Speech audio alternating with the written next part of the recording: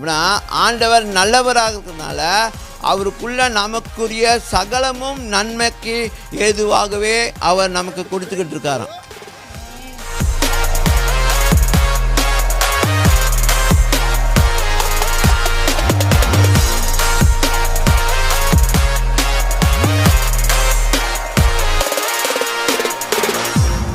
சரி, 11ஆம் வசனத்தில் சொல்லப்பட்டிருக்கு.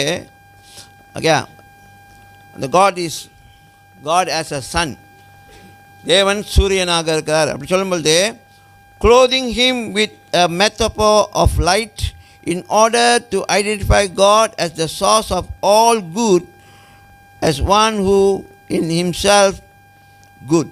அப்படின்னா ஆண்டவர் நல்லவராக இருக்கிறதுனால அவருக்குள்ள நமக்குரிய சகலமும் நன்மைக்கு ஏதுவாகவே அவர் நமக்கு கொடுத்துக்கிட்டு இருக்காராம். ஆமென். அவர் நல்லவர்னால அவருக்குள்ளே எல்லாம் நல்லதாக இருக்கிறதுனால நன்மையாக இருக்கிறதுனால நமக்கு கொடுக்கும்பொழுது அங்கே எதுவுமே என்னது பழுதாகி வராது.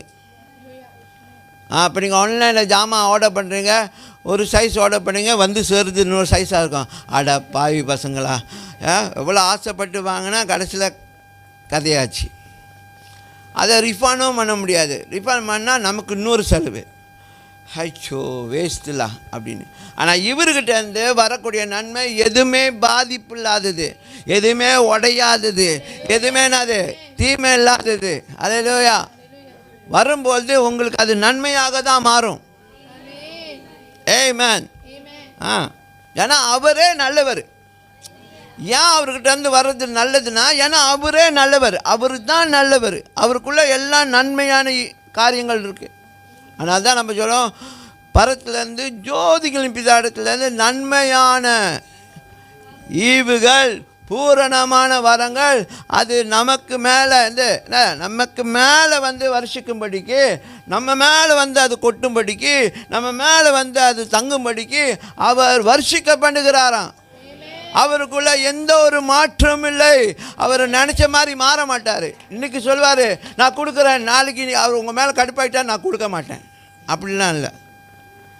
There is no shadow of changes in him. இல்லை, சில பேர் சொல்லுவாங்க நான் கொடுக்குறேன், அப்புறம் என்னச்சும் வாக்கு வந்துச்சா உனக்கு கொடுக்க மாட்டேன். இது மாறுற மனுஷன். ஆண்டவர் அப்படி இல்லை. நான் கொடுப்பேன்னா கொடுப்பேன், வருஷிக்க பண்ணுவேன்னா வருஷிக்க பண்ணுவேன். அல்லேலூயா.